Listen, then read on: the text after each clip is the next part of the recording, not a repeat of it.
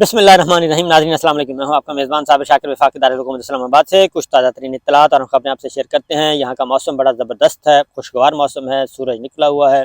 और धूप है। और ख़ास तौर पे मैं आपको ज़रूर कहूँगा कि रोज़े की हालत में भी सैर शैर किया करें और बाहर निकला करें और मौसम से लुत्फ़अंदोज़ हों। और आपके आने से मौसम का जो हुस्न है वो भी दुबाला हो सकता है। लिहाजा आप भी ज़रा सैर शैर करते रहें। रोज़े का मतलब ये नहीं है कि आप बिल्कुल घर में छुप कर बैठ जाएं, बल्कि एक्सरसाइज करनी चाहिए साथ साथ। बहरहाल ये तो एक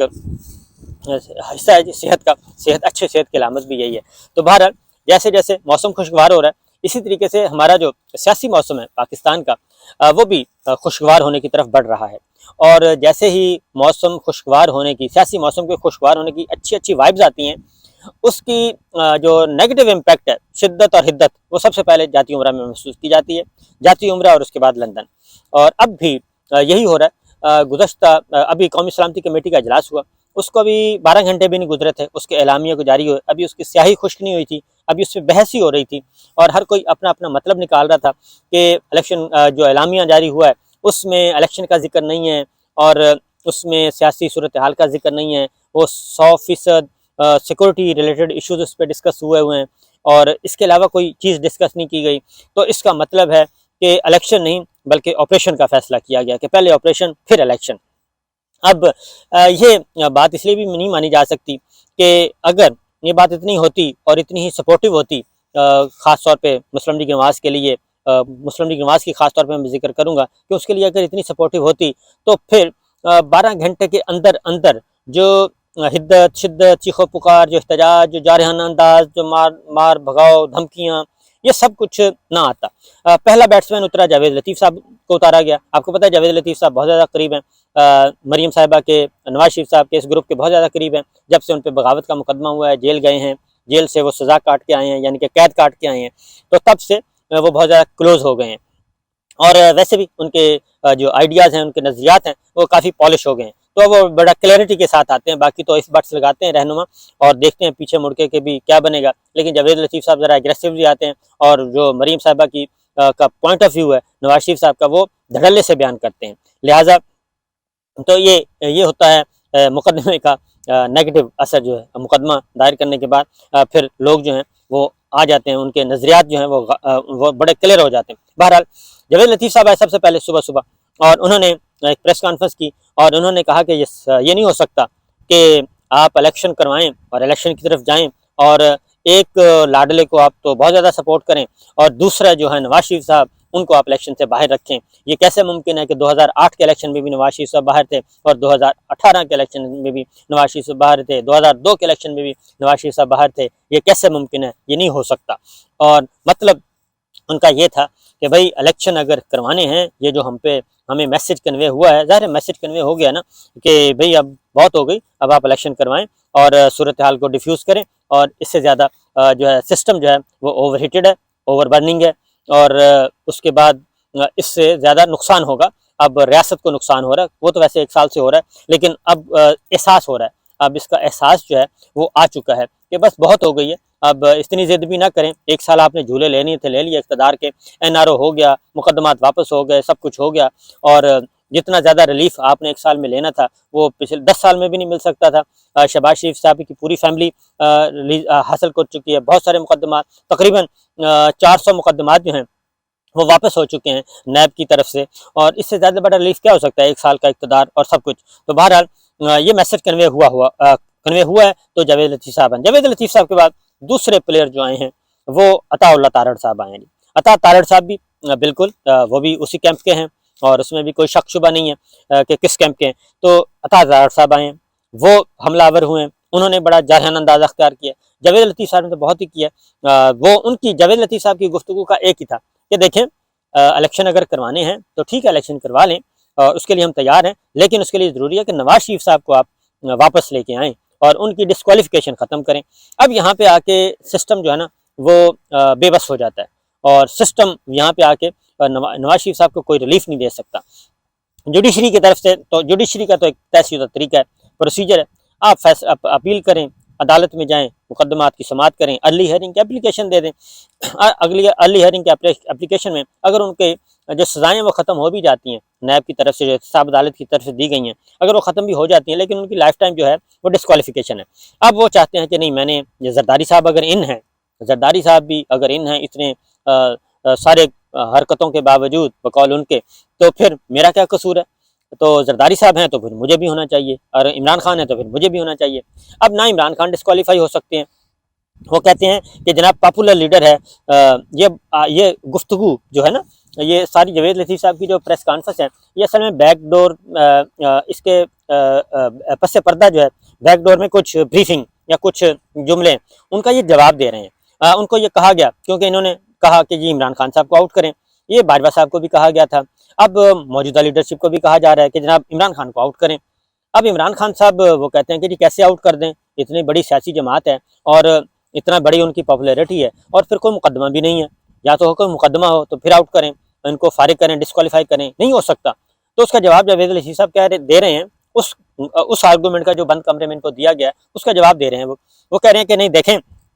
نواز شریف صاحب بھی تو پاپولر ہیں، پھر یہ کیا ہوا، ایک پاپولر کو آپ کھلی چھٹی دے رہے ہیں، دوسرے پاپولر کو آپ ڈسکوالیفائی کر رہے ہیں، تو بھائی اس کو وہ تو ایک لمبا کام پاناما، اور پھر قمر جاوید باجوہ صاحب اور جہاں فیض صاحب ساروں کے ساتھ، آپ کے باجوہ صاحب کے ساتھ تو آپ معاملہ طے کر کے آئے ہیں، تو باجوہ صاحب سے پوچھیں کہ یہ سب کچھ کیا مسئلہ ہے۔ پھر جوڈیشری سے آپ کو ریلیف ملنا ہے، جوڈیشری نے ہی آپ کو ریلیف دینا ہے، اور جوڈیشری کے ساتھ آپ پنگا لے کے بیٹھ گئے ہیں۔ آپ چیف جسٹس صاحب کے بھی خلاف ہو گئے، چیف جسٹس پاکستان کے خلاف ہو گئے، chief justice Lahore high court کے خلاف ہو گئے، آپ نے پھر وہی بلیک میلنگ شروع کر دی، آڈیوز، ویڈیوز، اور رشتہ داریاں نکال لیں، بیگمات کے گھر، ان کی بیگمات تک، ان کے بچوں تک پہنچ گئے، ان کی بیٹیوں تک پہنچ گئے، جو باجوہ صاحب نے ان کو بریف کیا، جو پٹی پڑھائی آپ نے وہی آگے بول دی۔ تو مسئلہ یہ ہے کہ آپ نے عدلیہ کے ساتھ تو آپ نے خود جنگ شروع کر دی ہے، اس امید کے ساتھ کہ ہم گرا لیں گے، لیکن آپ نے پیچھے مڑ کے دیکھا تو پیپلز پارٹی بھی آپ کے ساتھ کھڑی نہیں تھی، پیپلز پارٹی نے بھی آپ کو انکار کر دیا کہ ہم نہ کوئی ریفرنس کے حق میں نہیں ہیں ہم، نہ انہوں نے وفاقی کابینہ میں کوئی ایسی چیز آپ کو وفاقی کابینہ کے اجلاس میں آپ کو مل سکی جس کے ابھی تک وہ منٹس نہیں تیار ہو رہے، اگر کچھ ہوا ہے تو پہلی بات ہوا ہی نہیں، اس لیے پاکستان پیپلز پارٹی بھی آپ کو انکاری ہے کہ ہم جناب ریفرنس کے کسی جج کے خلاف کوئی ریفرنس نہیں ہوگا۔ اور اس کے بعد یہ کہ آپ نے پھر اپنا ایک اور کام کر دیا، پھر آپ نے جسٹس قاضی فائز صاحب کو اتنا ایکسپوز کر دیا کہ جناب یہ ہمارے ہیں، یہ ہمارے ہیں، یہ ہمارے ہیں، وہ سارے کے سارے جو ہے وہ پریشان ہو گئے۔ ایون باقی جو آپ کی ساتھ رائٹ لیفٹ پہ بیٹھی جماعتیں ہیں، وہ بھی یہ سوچتے ہیں کہ یہ معاملہ کیا چل رہا ہے، ہمارے بالا یہ کیا ہو رہا ہے، ایک طرف ہم ساتھ بیٹھے ہیں اور بہت ساری باتیں ہمارے علم ہی نہیں ہیں، یہ مریم صاحبہ اور نواز شریف صاحب اور شہباز شریف صاحب، شریف فیملی جو حسب معمول وہ پیپلز پارٹی کو بھی کنارے کرنا چاہ رہی ہے، مولانا صاحب کو ساتھ ملا کے اور فتح کرنا چاہ رہی ہے زور زبردستی۔ تو یہ ہو گیا ان سے معاملہ۔ اب جوڈیشری کو انہوں نے چیف جسٹس صاحب کے جناب مطالبہ عجیب و غریب قسم کا مطالبہ، لہذا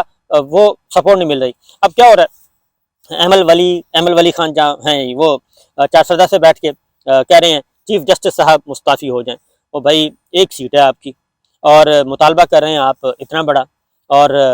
کہ جی چیف جسٹس آف پاکستان مستعفی ہو جائیں۔ اس کے بعد ریفرنس آپ ابھی تک نہیں فائل کر سکے، اور ایک ریفرنس فسفسا سا ریفرنس کسی کے ذریعے منتے کر کے وہ بھجوایا ہے، اور وہ صاحب نظر بھی نہیں آ رہے، اور وہ وہی ہیں جنہوں نے عمران خان صاحب کے خلاف مقدمات درج کروائے ہیں، وہی بندہ ریفرنس بھیج رہا ہے۔ تو اس لیے یہ پھر اس کے بعد اسحاق ڈار صاحب آ گئے، عطا تارڑ صاحب کے بعد اسحاق ڈار صاحب آ گئے۔ اسحاق ڈار صاحب نے بھی آ کے وہی معیشت اور یہ سارا قربانیاں اس طرح کی باتیں کی، اور میرا دورہ امریکہ انہوں نے کہا کہ اس لیے نہیں منسوخ ہوا کہ کوئی معاملات خراب ہیں، بلکہ یہ تو کرائسس ہے، اس کی وجہ سے ہو رہا ہے، وزیر اعظم صاحب نے روکا ہے۔ تو ہم بھی تو یہی کہہ رہے ہیں کہ یہ جو دورہ منسوخ ہوا ہے، ورنہ امریکہ کا دورہ کون چھوڑتا ہے جی، یہاں پہ تو جو جہاز کا ٹکٹ ملنا چاہیے، تو آپ تو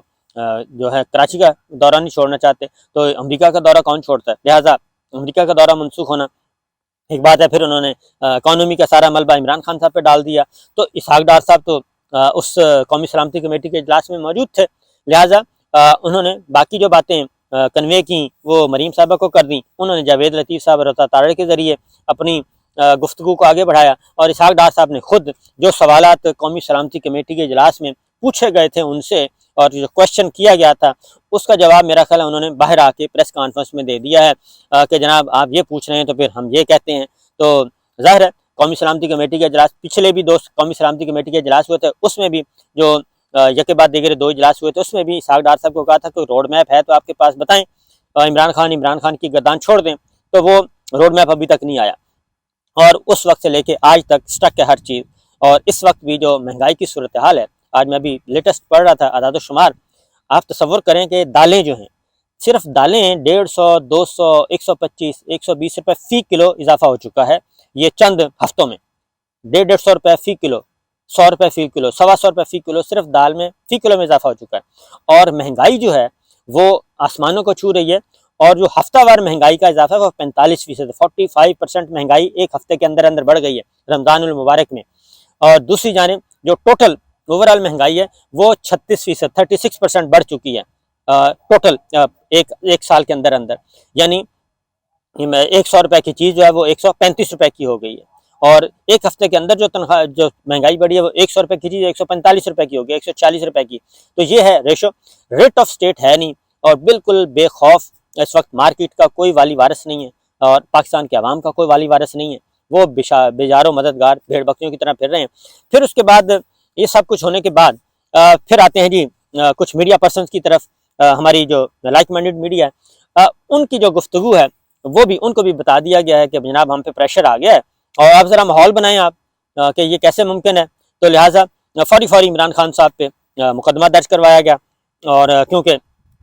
پہلے سارے مقدمات کی تفصیلات ہائی کورٹ میں موجود ہے اور وہ مزید آ رہی ہے، مزید مقدمہ درج کروا دیا گیا، اور مقدمہ بھی بڑا ہی مجسٹریٹ صاحب اللہ ان کو ہدایت دے کہ جمعے کے روز ہے، جمعے کا روز ہے، انہوں نے کیلنڈر بھی نہیں دیکھا،